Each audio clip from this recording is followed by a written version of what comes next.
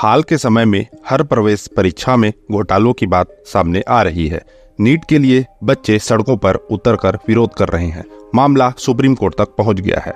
सरकार को जवाब देना पड़ रहा है। साथ ही दुनिया की सबसे कठिन परीक्षाओं में से एक यूपीएससी की भी पारदर्शिता पर सवाल उठ रहे हैं। ऐसे में पूजा खेडकर का मामला सामने आने के बाद यूपीएससी परीक्षाओं की विश्वसनीयता पर गंभीर प्रश्न उठ रहे हैं। खेडकर, जो हाल ही में एक आईएएस अधिकारी बनी है, उन पर अपने पद का दुरुपयोग करने और वीआईपी नंबर प्लेट सहित कई अनियमितताओं के आरोप हैं। पूजा खेडकर ने आईएएस अधिकारी बनते ही अपनी ऑडी कार के लिए वीआईपी नंबर प्लेट की मांग करनी शुरू कर दी। यह नंबर प्लेट उन्हें एक कॉन्ट्रैक्टर द्वारा मुहैया कराया गया, जो कि सरकारी नियमों का उल्लंघन है। सरकारी नियमों के अनुसार किसी भी सरकारी अधिकारी को किसी भी निजी कॉन्ट्रैक्टर से कोई भी सुविधा या सहूलियत स्वीकार नहीं करनी होती है।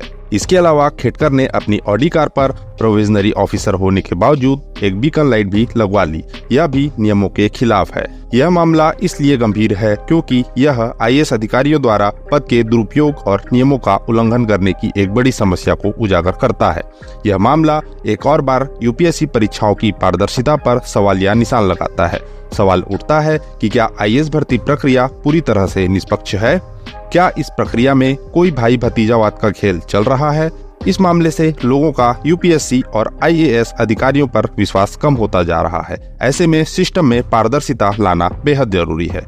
प्रोविजनरी आईएएस अधिकारी पूजा खेडकर का मामला देश भर में चर्चा का विषय बना हुआ है।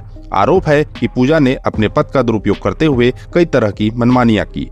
उन्होंने खुद को आईएएस अधिकारी बताते हुए अजय मोरे के चेंबर पर कब्जा करने का प्रयास किया और उनके लिए अलग से प्यून स्टाफ की मांग की। उन्होंने letter head, visiting card, paper weight, name plate, royal seal, intercom जैसी चीजों की भी मांग की। पूजा के पिता एक वरिष्ठ सेवानिवृत्त अधिकारी हैं, जिसके दबाव में जिला कलेक्टर कार्यालय को उनकी मांगे पूरी करनी पड़ी। इस मामले में पूजा के खिलाफ एक शिकायत दर्ज कराई गई, जो राज्य के मुख्य सचिव तक पहुंची। इसके बाद पूजा का ट्रांसफर पुणे से वाशिम कर दिया गया। हालांकि नियमों के अनुसार प्रोविजनरी अधिकारियों को उनके गृह जिले या उसके आसपास के क्षेत्र में पोस्टिंग नहीं दी जाती है। फिर भी इस मामले में नियमों को ताक पर रखा गया। पूजा के पद के दुरुपयोग के बारे में पीएमओ को भी जानकारी मिली और उसने इस मामले पर रिपोर्ट मांगी।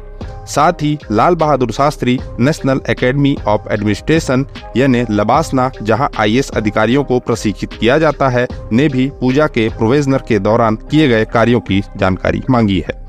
खबरों के अनुसार पूजा खेडकर बिना अनुमति के महाराष्ट्र के मुख्य सचिव के कैबिन में घुस गई, जो उनके आईएएस अधिकारी होने के बावजूद उनके आचरण को दर्शाता है।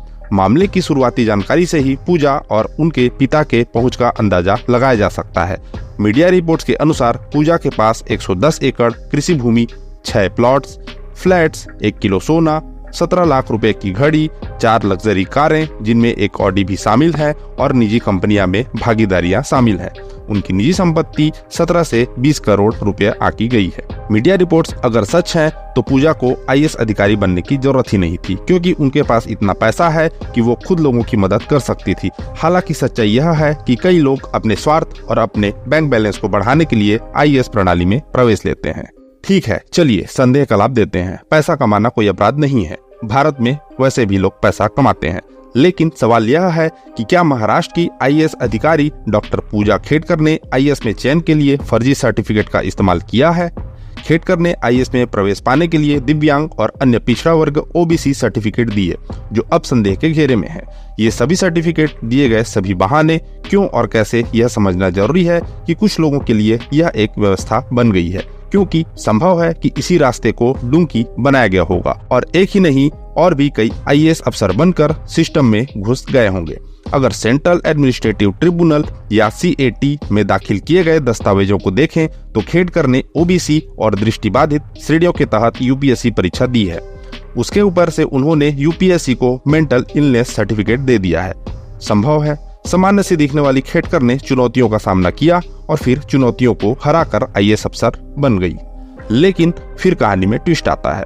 यूपीएससी में ओबीसी ब्लाइंड कैटेगरी में क्वालिफाइंग मार्क्स कम होते हैं, इसलिए खेडकर का सिलेक्शन हो जाता है। सिलेक्शन के बाद उन्हें दिव्यांगता सर्टिफिकेट के वेरिफिकेशन के लिए दिल्ली के एम्स बुलाया जाता है। आपने सर्टिफिकेट सबमिट किया है, उसका वेरिफिकेशन होगा। यह एक स्टैंडर्ड प्रोटोकॉल है, लेकिन वे मेडिकल टेस्ट के लिए तैयार नहीं होती हैं। इसलिए नहीं कि उन्हें सुई से डर लगता था, बल्कि इसलिए कि उस वक्त कोविड चल रहा था और कोविड कई लोगों के लिए एक बड़ा बहाना बन गया था। कोई बात नहीं, सावधानी हानि से बेहतर है। एम्स ने भी कहा, आप IAS अफसर बनने जा रही हैं, हम आपकी सुनेंगे, आप बाद में आ सकती हैं। एम्स ने बाद में फिर से बुलाया और फिर लगातार 5 बार बुलाया, लेकिन खेडकर हर बार जाने से मना कर देती हैं। आपको लगता होगा कि कहानी खत्म हो गई है। अब एक और ट्विस्ट आता है।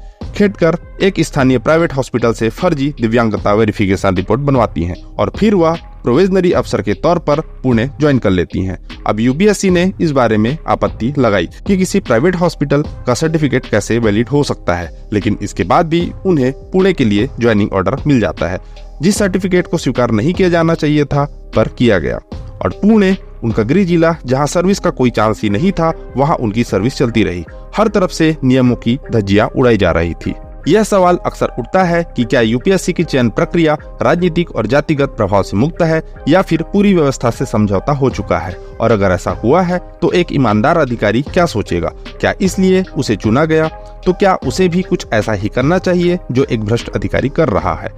जब कोई व्यक्ति झूठ बोलता है और फिर उसे छुपाने की कोशिश करता है, तो हमारे समाज में झूठ बोलना इतना फैशनेबल हो जाता है कि लोग इस सिस्टम का आनंद लेने लगते हैं। इसका सबसे ताजा उदाहरण है पूजा खेडकर, जिन्होंने UPSC परीक्षा दी और OBC श्रेणी के तहत चयनित हुई। OBC श्रेणी में एक क्रीमी लेयर सर्टिफिकेट की आवश्यकता होती है, जिसका मतलब है कि माता पिता की वार्षिक आय 8 लाख रुपए से कम होनी चाहिए। पूजा खेडकर ने इस मानदंड के तहत आवेदन किया था, लेकिन उनके पिता दिलीप खेडकर महाराष्ट्र सरकार के एक वरिष्ठ अधिकारी के रूप में सेवानिवृत्त हुए हैं और उनकी कुल संपत्ति 40 करोड़ रुपए है। यह आधिकारिक तौर पर कहा गया है क्योंकि उन्होंने प्रकाश अंबेडकर की VBA पार्टी के लिए चुनाव लड़ा था और शपथ पत्र में यह जानकारी दी थी। यह एक आधिकारिक आंकड़ा है। अनौपचारिक रूप से उनकी संपत्ति और भी अधिक हो सकती है। इसका मतलब है कि यहाँ भी नियमों का उल्लंघन किया गया है। पूजा खेडकर एक मजबूत प्रशासनिक परिवार से आती हैं। वे इस सिस्टम को अच्छी तरह से जानती हैं और इसे कैसे तोड़ा जाए इस बारे में भी वो बखूबी जानती हैं। उनके पिता दिलीप खेडकर पॉल्यूशन बोर्ड में कमिश्नर हैं। उनकी नानी एक IAS अधिकारी थी। उनकी माँ सरपंच थी। यह मामला एक बार फिर से सवाल खड़ा करता है कि क्या सच में UPSC चयन प्रक्रिया में पारदर्शिता और निष्पक्षता है? क्या यह सिस्टम वास्तव में सभी के लिए समान अवसर प्रदान करता है, या पूजा खेडकर का मामला सिर्फ एक और उदाहरण है कि कैसे शक्तिशाली या धनी लोग इस सिस्टम को अपने लाभ के लिए इस्तेमाल करते हैं? यह एक गंभीर चिंता का विषय है जिस पर ध्यान देने की आवश्यकता है। मॉक इंटरव्यू में पूजा खेडकर ने बताया कि उनके पेरेंट्स तलाकशुदा हैं और वह अपनी मां के साथ रहती है, लेकिन उसके पिता के चुनावी हलफनामे में अलग होने या तलाक की बात नहीं की गई है। खेडकर को सजा के तौर पर वाशिम में असिस्टेंट कलेक्टर के पद पर स्थानांतरित किया गया है, लेकिन क्या यही सजा काफी है? इस पूरे मामले ने कई सवाल खड़े कर दिए हैं जिनका जवाब सरकार को देना होगा, नहीं तो UPSC सिस्टम पर संदेह पैदा होना स्वाभाविक है। सवाल जो खड़े हुए हैं वो ये हैं। पहला, लाल बत्ती संस्कृति अब IAS अधिकारियों में व्यापक रूप से फैली हुई है। यहाँ तक कि प्रोविजनरी ऑफिसर भी कार, लाइट और नौकर की मांग कर रहे हैं। क्या यह प्रशिक्षण का अभाव दर्शाता है? दूसरा, पैसे और IAS अधिकारियों का रिश्ता गहरा है। IAS अधिकारी ठेकेदारों से नंबर प्लेट मांग रहे हैं। इस पर रोकथाम कैसे होगा? क्या दुनिया के सबसे मुश्किल परीक्षा में कोई छेद है? क्या खेडकर ने OBC और अंधेपन का कोटा गलत तरीके से इस्तेमाल किया? क्या वो अकेली ऐसा कर रही हैं या यह गिनती कहीं ज्यादा है? तीसरा, क्या राजनीतिक प्रभाव इतना मजबूत है कि UPSC और IAS सिस्टम दब चुके हैं? क्या खेडकर जैसे और भी लोग हैं?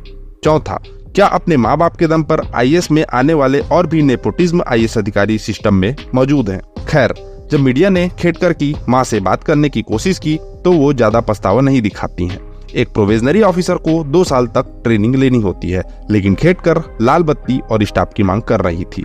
शायद दूसरे IAS अधिकारियों की तरह खेडकर भी रील्स बनाना चाहती थी, लेकिन यह सिस्टम पर सवाल उठाता है।